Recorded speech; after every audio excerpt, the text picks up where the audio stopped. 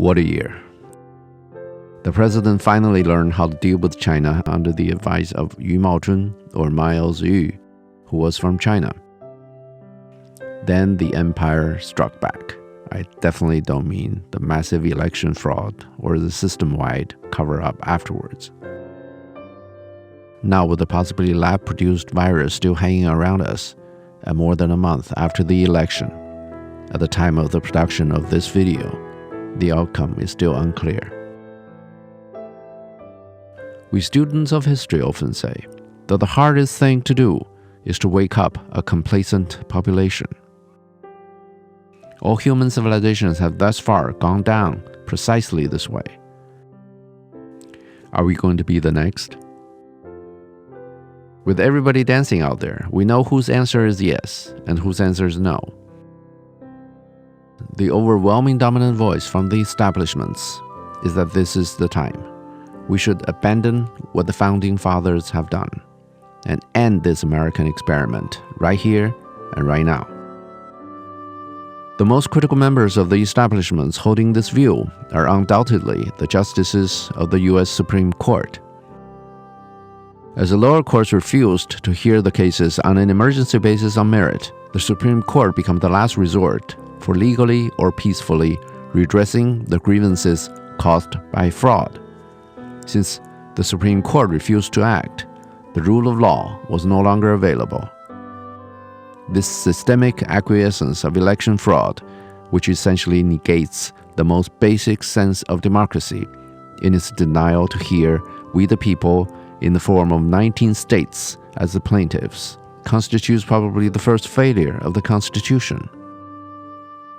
Without the constitutional system, we're back in the wilderness, or revolution now, whichever side you're on, whomever you want to be the next president. For the time being, we don't have rule of law anymore.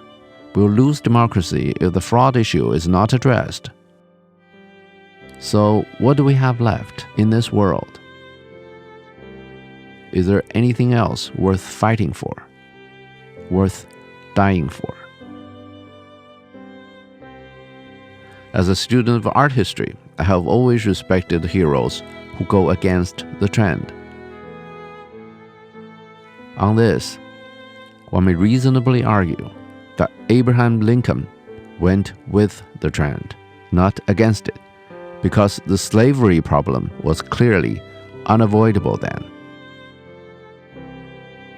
If that is true, we might very well be witnessing, after the commencement of this American experiment in the late 1700s, the single most important effort to protect the fruit of the founding fathers, largely by the president single-handedly. Some may call it heroism, others leadership, when everyone, especially the Supreme Court, is retreating. He was the one running forward. Right, this is not a political program. Also, our topics do not include Constitution or the constitutional law. Yet, I remember a little speech that Lincoln made a few months after that bloody battle in Gettysburg. Now people think it was a Union victory, but at least from casualty counts, the Battle of Gettysburg was a draw, including that stupid charge ordered by James Longstreet, however he tried to rewrite history afterwards. In November 1863, on a train ride there, Lincoln wrote this sentence, I quote, "that this nation, under God, shall have a new birth of freedom," end of quote. Lincoln saw that far ahead the consequence of the Civil War.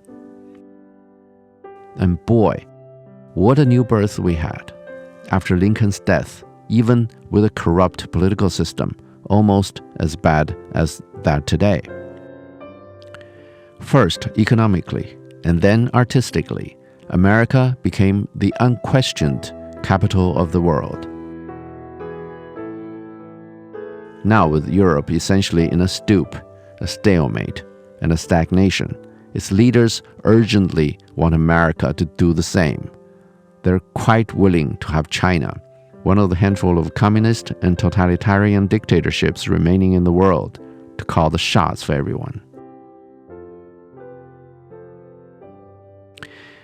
At the time that we recorded this program, Gary Cooper's high noon moment hadn't come yet. We didn't even know whether there would be a high noon moment. Who would do the shooting? Who would remain standing? And who would fall? But just as we've said, the most important thing is not the answer to any of those questions. It is in the awakening of this complacent population. And on that point, almost one by one, this president has done more than anyone before him to massively change the views of his fellow Americans with his tireless 4-year marathon. So, as things go, I can safely quote Lincoln here, that this nation, under God, shall have a new birth of freedom. Do you see it too? That's absolutely wonderful news for anybody who wants to see a new birth of art in America. Maybe we'll have a war. Maybe it will be bloody. Maybe many will die. But as long as enough people refuse to live as slaves, sooner or later, the new birth of freedom shall befall upon us. That makes 2020 the single most important year since the founding of the Republic, and that is definitely a cause for celebration of this Christmas season. In my little microcosm, before the empire struck back with a virus, I was planning on starting this series in mid-2021 at the earliest. But being sentenced to house arrest by China, I, like everyone else around, had to figure out something to do at home. So I decided to go ahead with the series. After a short period of preparation, as Hollywood would say, principal filming started in May. With nothing so comprehensive existing on modern art over the internet, and as many people needed something to pass time, I had thought that I might get more than 116 subscribers. I guess these are the years of computer games, social media, and superficiality. Any kind of real learning or thinking belongs to ideas non grata. I say that because I have produced, for instance, a series on Shakespeare's Hamlet. It was the same reason that made me do that, for I could not find a comprehensive explanation of the play that was easily understandable. You either get glimpses, which means nothing as Shakespeare goes, or academic tombs, which take a monumentally unnecessary effort to digest. As one commentator has said, that he thought he understood the play until he listened to my program and realized that he only understood a small part of it. From 2012 to 2016, I put my Chinese language radio program on YouTube and became one of the first Chinese language YouTubers. In those days, I only had a few thousand subscribers. Now the Chinese YouTubers' typical subscription runs in hundreds of thousands. Quite a few of them made a good living off of YouTube ads. Of course, with the YouTube dominance and censorship, which essentially allow the publication of the programs but disallow advertisement and referral, the lose-lose stupidity and short-sightedness of Google may drive some of their content makers away and compel lawmakers to suspend legal protections to the platform companies. If we can count the YouTube content producers as artists, we really should spend some time discussing the unique lives of artists. But today, as a year-end special, I'm only going to make some sporadic comments. We'll get back to this serious topic in one of our regular episodes. Today, with maybe a little sadness, I have to admit that all my life I have been doing the small crowd things. But if we have learned anything from the great artists we covered so far, we should not consider popularity as a criterion for deciding what to do in either painting or programming. Cézanne made that point quite clear for us. Talking about Cézanne, with the work of little more than half a year, we have covered all the forerunners and Cézanne. we have laid the foundation, which is normally considered dirty, tedious, and thankless part of the undertaking. With our new earned freedom in the new year, we can delve into modern art masters like Gauguin, Van Gogh, Matisse, and Picasso. I'm not sure how far we can go.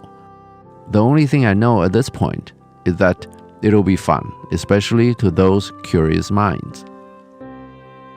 With that said, thank you for watching, and thank you for subscribing. With the upcoming new birth of freedom in mind, to art and far beyond, I wish you a Merry Christmas, and I'll see you in the new year.